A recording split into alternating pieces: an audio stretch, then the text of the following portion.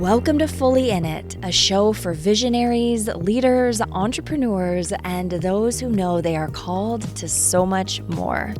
Join me, Kate Saffel, a mindset expert, multiple six-figure business coach, and a woman on a quest to show that anything you desire to create in your life is truly possible. This show is about going fully in it for you and the people you love by showing up powerfully in all areas of your life. Join me for regular inspiration and encouragement to follow your intuition, lead with integrity and heart, and live boldly every damn day. Hey, my loves. Welcome to episode 100 of the Fully In It podcast. This podcast has been around for 4 years since I launched it in August 2018. And it's gone through several different iterations. It's had different names over the years. The topic matters have shifted a little bit here and there, but ultimately, there have been timeless truths that I have tried to share in each episode with all of you. And I want to share those with you today. But before I jump into the fullness of this episode, I wanted to start by just saying thank you so much for being here with me. If you were one of the people who has been with this podcast from the very beginning, since 2018, thank you so much for being with me on this journey. You have seen all of the shifts and the changes over the years. And I'm so grateful that you've stayed with me this entire time. For those of you who have joined along the way, I know many of you, binge listened to this podcast starting at episode 1, and you got to grow along with me on my journey and see that evolution of my own becoming from when I started this episode to today. So no matter when you started listening, I am also so incredibly grateful for you and that you're here now, because every single one of you represents something much deeper to me. You represent that there are people in the world who care about the things that I care about, who are on similar paths and journeys, and that you love listening to this podcast because it brings something to your life. And it makes me so incredibly happy to know that. And if you are brand new and you just popped in and you're catching episode 100, welcome. I'm so incredibly happy that you're here. You can start at the very beginning if you want. It's kind of like your favorite TV show. You start with season 1, episode 1, and you see how the story evolves and changes over time. And that's super fun.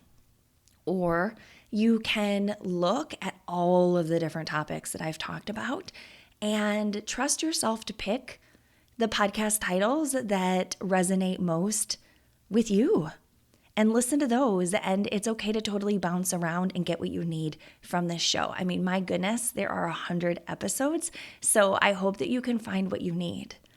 With that said, I started this podcast to be a living encouragement to women around the world, especially women who were in the thick of motherhood.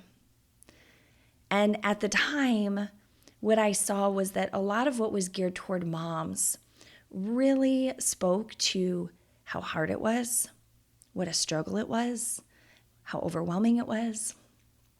And we were focusing a lot on all of the negatives instead of what would actually be possible. And it was living in that place of possibility that I wanted to bring to all of you who listen. And it was through sharing my own journey, because I was doing the same thing. When I first recorded those initial episodes, we were traveling full time in 2018. We were in the Berkshires in Massachusetts, and you can catch the whole story if you go back. But we had decided to do a year of traveling full time. And at that time in our lives, Kirk was in the medical field. And so he took short-term medical rotations at different hospitals around the country so we could experience different places and travel to them. And so, I was very much in young motherhood, and I got the idea for this podcast, and I couldn't shake it. Have you ever had that happen to you where you're like, I just know, I really need to do this thing, but I'm scared, but I want to do it, but oh no, what if nobody listens? What if nobody likes it? That was how I felt. And so I would do the mom thing all day. And then when Kirk got home from work, I would go to the local Starbucks and I would plug away for like 3 hours every evening, which was really hard to do. I didn't, I felt that push-pull of being away, but I knew I had to do it. So if you're at the very beginning of your own, I have to do this, project, pursuit, business, podcast, book, whatever it is, just know that it does pay off and you can trust yourself. Okay, so let's go ahead and jump in. What I wanted to do on this episode was really bring forward all of the principles, the driving principles that have been formed through my last 4 years of leading this podcast, as well as coaching hundreds of women.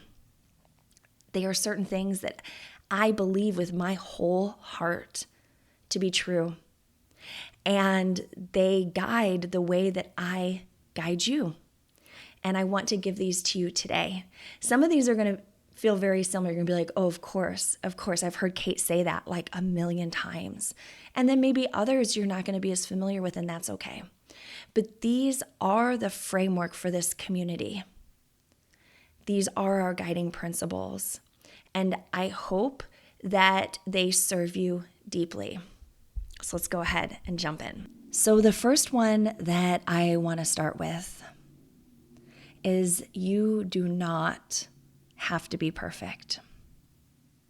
And I know you probably know that, right? Consciously, you are aware, yeah, I know I don't have to be perfect, Kate. But when was the last time you allowed yourself to put down the mantle of constant pursuit, of being better, of doing more, of fixing this and being that? Perfectionism is incredibly sneaky, and I know very few women who do not struggle with this because it is culturally weaved into the fabric of everything. I can't scroll social media without seeing a million different ways I could be better, whether it's my clothing, my body, my home, my parenting, my marriage. Everything is up for fixing.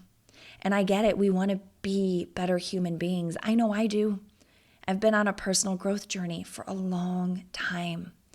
And it is a value of mine to be a good human being. But we have to know when to draw the line between I am being a good human being and I am beating myself up because I am not enough, because I somehow cannot figure this out, because I can't be all the things to everyone. And so one of my favorite mantras that I will say to myself when I find that voice in my head beating me up and saying, oh, you should have done that. Why didn't you think of this? If only you did this. When I hear that voice, I will say to myself, Kate, you don't have to be perfect. Kate, it's okay to not be perfect. Maybe try that on right now. Say your first name and say to yourself, you don't have to be perfect. And I know this probably feels cheesy. The more that you put the thought that you do want to hold about yourself, the more that you put that on, the easier it will get to say it and to believe it and to operate from it. Because I remember very early on in my motherhood years, I thought I had to be perfect. I thought that if I wasn't perfect, I would royally screw up my kids. And it made me anxious, overbearing, overwhelmed, and disconnected. because I was spending more time focused on how I wasn't enough than savoring the moment I was in. Perfectionism is a disconnection from us, ourselves, from our families, from those around us. So just remember, you don't have to be perfect. Number 2, nothing is a priority when everything is. This one speaks to the importance of your values, knowing what it is that you truly care about for your life and for your family, and what actually is not a priority. The way that you know that your priorities are out of whack is when your life and your schedule is so overloaded and you're saying yes to everything. This communicates that you've lost track of what matters most to you. And listen, this is so common because, again, we culturally very much prioritize the busy life, the overfull life, being the kind of person that can say yes to everyone and everything, and you just don't have to. You don't have to say yes to everything. But nothing is a priority when everything is. Is everything a priority in your life right now? Everything on your plate. And if you asked yourself, is it really a priority? What would your answer be? So this is a framework, a guiding principle to take to your calendar, to your to-do list, to the responsibilities that you say yes to, and get clear with yourself, what are actually my priorities? What do I actually value? And let go of everything else. Because the truth is that this is your one life. This is it. What are you going to do with it? Are you going to do it doing everything for everyone else? Or are you going to create what you want? I vote for the latter. Number 3, it feeds so perfectly into number 2. Make this time count.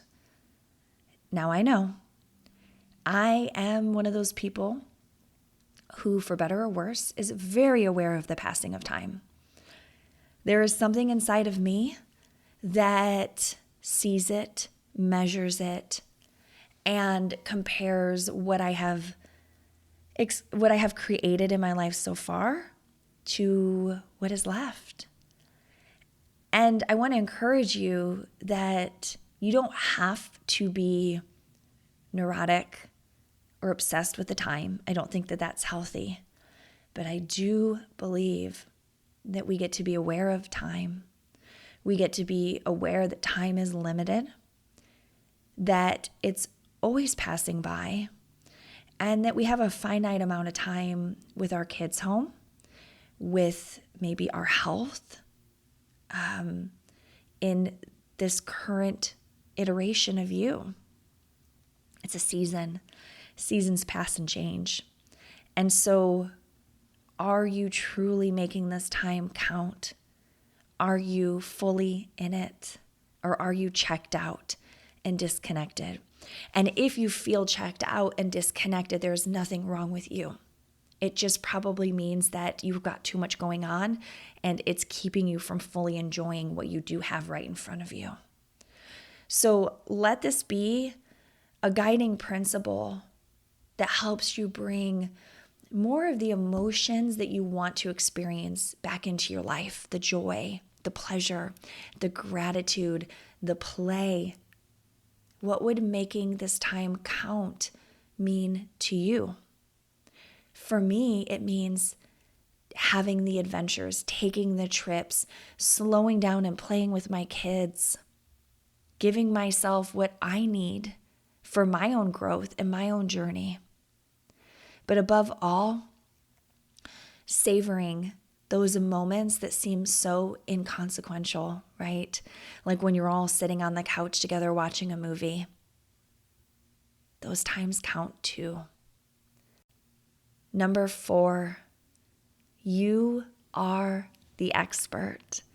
How many times have you heard me say this? You're the expert. You are. And sometimes my clients have not always loved me saying this to them, because there is so much conditioning in our culture to look to the experts, look outside of yourself, read the books, do the research, find that person on Instagram to follow who seems to have it figured out because they're the expert. And while there is immense value in being a lifelong student and learner and learning from other people, at the end of the day, you actually are the expert. You are the one who contains the blueprint for not only your own life, but that of your family. And it's almost the equivalent of like if an architect designed a house and then said, no, actually, I don't know what I'm doing, and then asked another architect to come in and take over the designing of the house and fix it. You don't need anything or anyone else outside of you because it is safe for you to trust your inner knowing. You are the one. Now, I know you may not feel super connected to your inner knowing. You may not hear those nudges, those intuitive hits. And this happens when we condition ourselves to listen more to external voices than to what we are feeling inside of our own bodies. This one took me a while to learn, but now it is at the point where I go to myself first for what to do next, and I trust myself because I never steer myself wrong because there is no right or wrong, right? There is no you did something good and then you did something bad. You're learning and growing and you can trust yourself. But remember that when you outsource your power to other people, it takes away from your own strength and resiliency. Just like with our kids, we want them to learn and grow and strengthen themselves. You encourage them to problem solve, to figure it out. And likewise, we contain that too as adults. For whatever reason, some of us got to adulthood and we started to outsource a lot of that. But I want to invite you to reclaim your own strength, your resiliency, your inner knowing, and start tapping back into your intuition and trust yourself as the expert of your family because I promise you that you do know best. Number 5, create a family life that you love. I stand so deeply with this one. I do. Because I remember early on in my motherhood years, kind of just like feeling like I was going through the motions. I was doing what was expected of me. We were living the life that everyone expected of us. And I was really unhappy. I was like, okay, why is this not working? I did what I was supposed to do. I went to college. I got my master's degree. I got the university job. We got the house. We did all of the things, same with Kirk. Why are we so miserable? And I just remember I subscribed to this magazine at the time called Taproot. I haven't read Taproot in years, so I don't even know what it's like anymore. But back then, it was like a homesteading magazine, and there were essays. But it was really like the deep theme of it was families doing life their way. And I was so inspired by it, and I thought, wow, these people, they know what they want. Why do I not know what I want? And so I had to do a lot of soul searching and inner work to figure out what do I actually want for my family because, I got pregnant before we even really had those conversations. And I'm guessing a lot of you probably feel that way too. Maybe, if you have a family, you started a family and then you started having the conversations around well, what do we actually want family life to look like? And so I began searching out stories of families living differently, adventurously, on their own terms. And I was so lit up by the idea. And we ended up crafting our own version of that. We traveled full time 2 different times. We did a lot of things that other people would look at and be like, what the hell are you doing? I mean, whether it was behind our backs or it was to our faces, we got lots of comments like, oh, this is going to be so bad for the kids. Oh, they're going to have no friends. Oh, you're homeschooling them? Yeah. They're going to grow up to be those weirdos? Which, by the way, none of those things actually came true. It was simply other people's fears projecting onto us. So that is the thing you have to remember, that if you step outside the status quo, you will get projections from other people. And it's your job to just remember your vision and not worry about what other people think. But here's what I want to tell you too. You don't have to sell your house. You don't have to travel the world. You don't have to do anything radical to create a family life you love. Having a family life you love is simply the concept that a lot of days you wake up and you look around where you live and you feel grateful for what you have. You are doing the things with your time that you enjoy. You are making memories as a family, and they are ones that are meaningful for you, whatever they are. So if that is that you guys love sports and you're doing all the sports teams and you're at the football field or the soccer field or whatever field, and you're making memories that way, and you're coaching and you're having picnic lunches on the sidelines, that may be your version of a family life you love. And that is beautiful. Could be like mine. It could be that you want to pursue travel.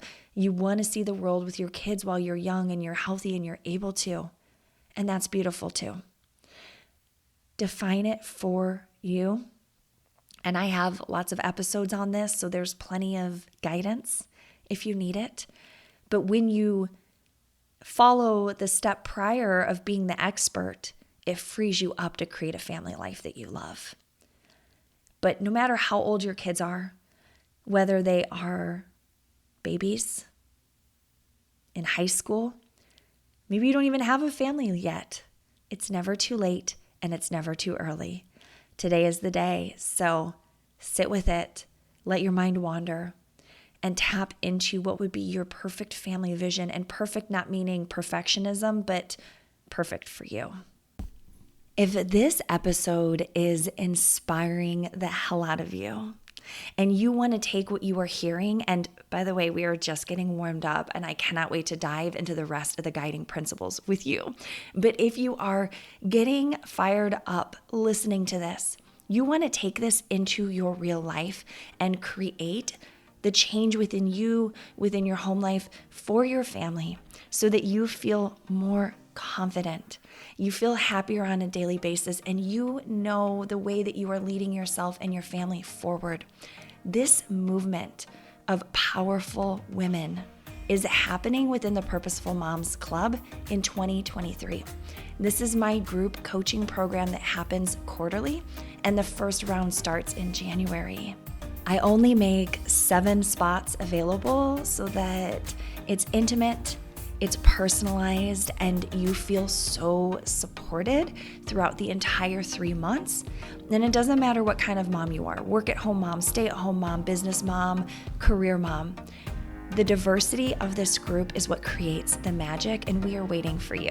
This is the program that will change your life by empowering you to become the mom and woman you have always dreamed of being. So head to purposefulmomsclub.com to learn more. You can book a free call with me to talk about it and save your seat. Back to the show. Number 6, lead yourself and your people powerfully.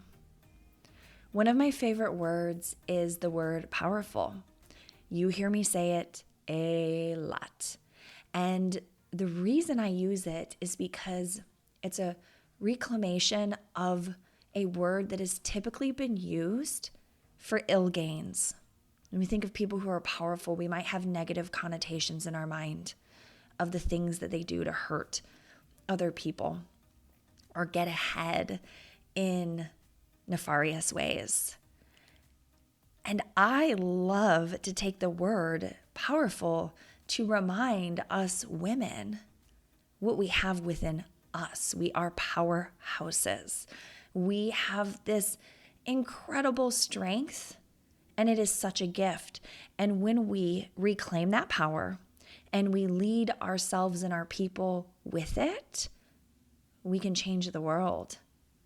We can do anything.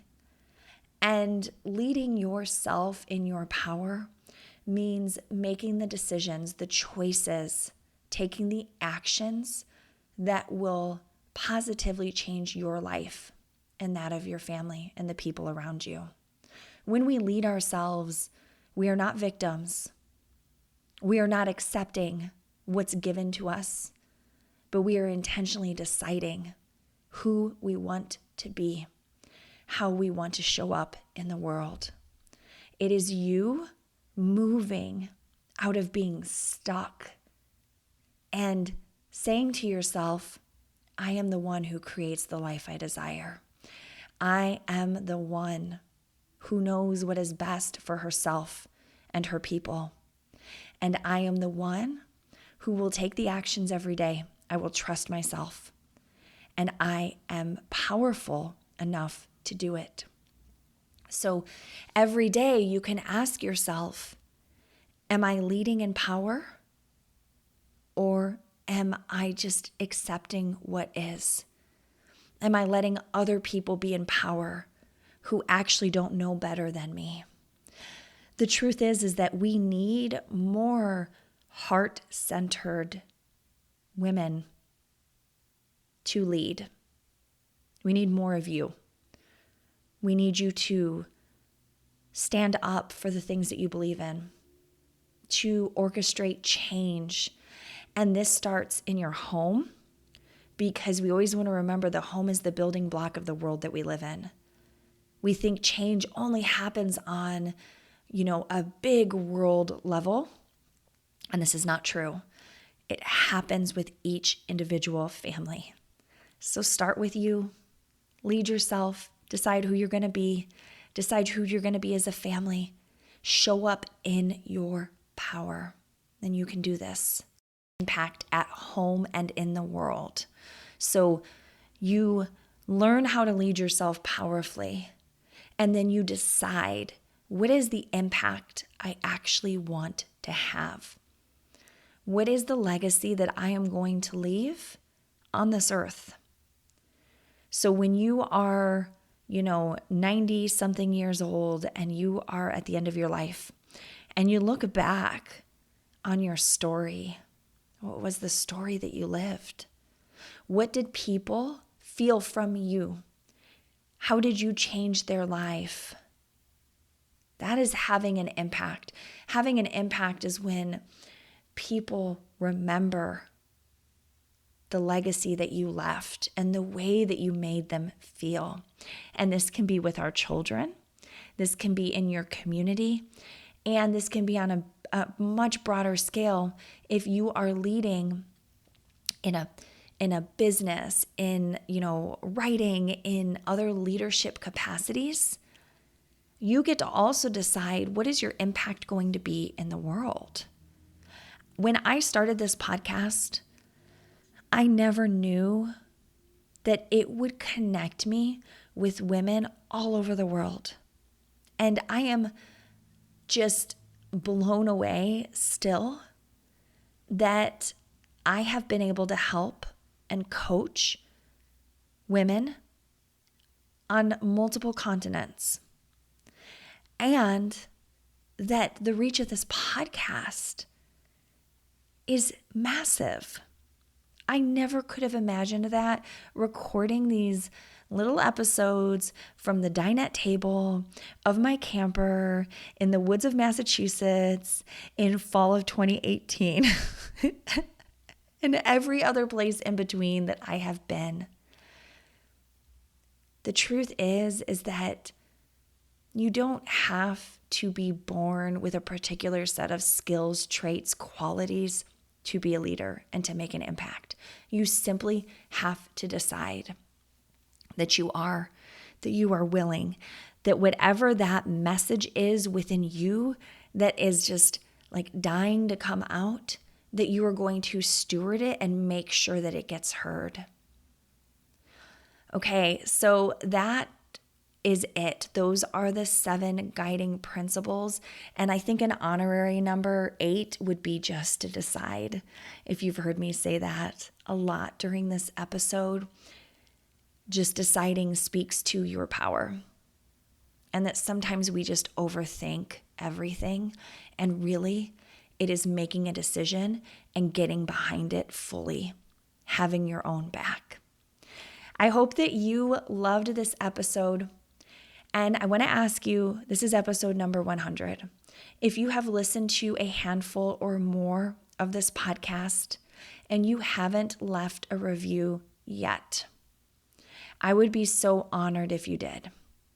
And the reason why is, one, when I read your reviews, it just speaks to me. It lets me know that what I'm doing matters to you, that there's other people on the end of this microphone, and that it's having an impact on you. And then I want to create more episodes and I want to serve you. And it's just this really beautiful exchange.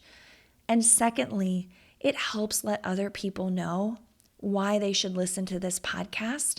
And then that helps me to have an impact on more people's lives. So we are spreading the impact of the mission of this podcast together. Now, you can go to Apple Podcasts and it's pretty easy to leave a review. Honestly, I'm somewhat tech savvy, but not really, so I can't give you a step-by-step, but I trust that you can figure it out. And when you do, feel free to send me a DM on Instagram at Happier in Motherhood or at I am Kate Saffel. Those are my 2 accounts. Just say hi. Tell me that you left the review so I can personally thank you. Thank you so much for being here all of this time. I love you so much, and I will see you in the new year.